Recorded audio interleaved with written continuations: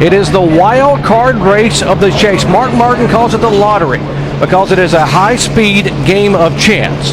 Since we were here in April, folks, they made the restrictor plate smaller and the catch fences taller. What does that tell you? It tells you we're expecting a wild one here at Talladega today. Will it be trick or treat for NASCAR's brightest stars? We are about to find out as they come down 2 by 2 for the green flag at Talladega.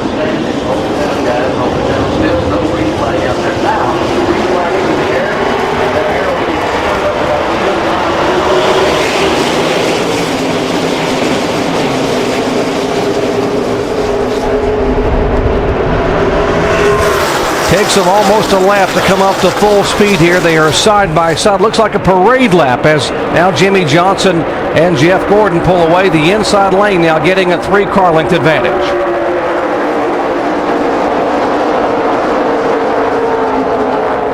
See Jimmy McMurray up there on the high side. Looks like he's out a little bit off the pace. I don't know if he's doing that on purpose or not, but he's definitely going back. Here comes Mark Martin now with that outside line. All about momentum here, DJ. Now the outside line seems to have it as they sweep through the banking coming out of turn 4. Yeah, these guys will be testing this throughout the race to see just which line will move the best with these new plates and their drafting partners. And we'll talk a lot about some of the things that NASCAR told these guys during the drivers' meeting, what they're allowed to do and what not to do. Basically, if you're allowed to bump on the straightaway, you better keep your distance in the corners. Well, Mark Martin gets those first 5 points that are available, leading that first lap. 41 cars in the draft, 3 lanes. It's all about Talladega now. Almost 200 miles an hour, 3 different lines, and there they are. Look at Montoya and the 24 car. Bump, push, and bump all the way up to the 14 of Tony Stewart.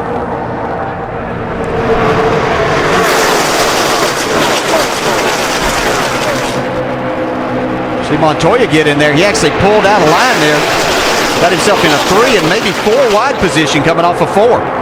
Look at the outside lane there. The 17 car, the Daytona 500 winner, Matt Kenseth, and now Jeff Burton pulls up there to lead that parade up on the high lane. Ryan Vickers, the 2006 winner, now pulls up in front of Burton to try to lead him around. Kurt Busch will lead that second lap. See Mark Martin down on the inside. He and Tony Stewart now starting to drift toward the back, and I've got to believe this is a calculated move. Well, I hope so, because he's definitely out of the throttle pretty good here. He's going back pretty quickly. Looks like Tony Stewart's on board with him also here. I knew that Tony Stewart had said that he was going to go to the back and hang out. He thought that was his best opportunity, not to lose points and possibly help him gain points if he was able to make things work the way that he wanted to in the latter stages of this race. Well, Mark Martin got his 5 bonus points. Kurt Busch got 5 that time by. But how about the guy at the back of the pack, the 9 car, Dave? Doc, Friday's practice produced a couple of things for Casey Kane. First of all, a great show. He and Denny Hamlin were 2 of the fastest cars on the racetrack. And right now, as he has dropped back in the field, we'll have to check on that. He's losing the draft. But they had an engine problem after that first practice session and had to go and change motors. That's why they started in the rear. We'll try to hustle up why the 9 has dropped as far back as he has. Yeah, he's 2 seconds off the pace right now with the cars up there drafting in front of him. He's got nobody to help him, and he's 2 seconds off the leader's pace. Yeah, there's one thing to hang at the back, and there's another thing to totally lose the draft. So I think that the 9 car, Casey Kane, has a problem, definitely. Look at Greg Biffle there in the middle of this 3-wide draft here. Coming down, there's Casey Mears on the high side, the 07 car. As Kurt Busch again leads that lap. And you see Casey Mears and Kevin Harvick both. Richard Childress cars now working that high side. It is hard to believe that Kurt Busch, who has the best average turn 2. off of turn 2, couple of cars up into the outside Paul wall. Menard is one of those cars. Paul Menard, the 98 car, nosed into the wall. Blew a tire. And Joe Nemechek is the other car. Yeah, you could hear, sound like Paul Menard said he blew a tire.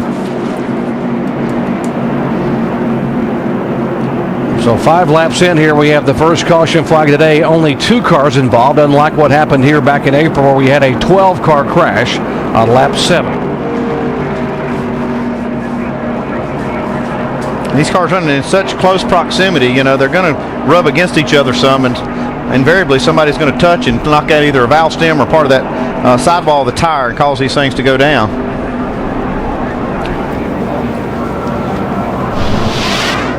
Right side of your screen, these guys running toward the back of the pack, and you heard them say about a cut tire and heavy damage on both those cars. So under caution for the first time today here at Talladega, lap number 5, 2 cars involved.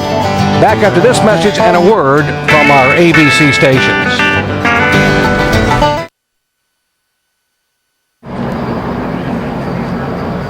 Under caution here in the Amp Energy 500 at Talladega, lap 7. The caution came out on lap number 5, and a little bit of strategy here under the first caution flag. Although we're only 5 laps in, a number of cars came on the pit road. Yeah, track position is not a big deal right now at this point of the race, and you see a lot of the top cars coming in. There's Jeff Gordon, Tony Stewart, just getting a little splash of fuel. You see Denny Hamlin getting tires. Here comes Jimmy Johnson. Going to put a little gas in, and looks like he's got a wedge wrench. They're going to adjust on it just a little bit. A little miscommunication on which way they want to go. There we go. Very atypical for this 48 bunch to be having that indecision and also maybe making an adjustment this early, although we had rain, I guess, all day Saturday here. So, folks, 20 cars came on the pit road, and they made an adjustment, but they're all smiles out of the 48 pits. Back with the restart in just a moment.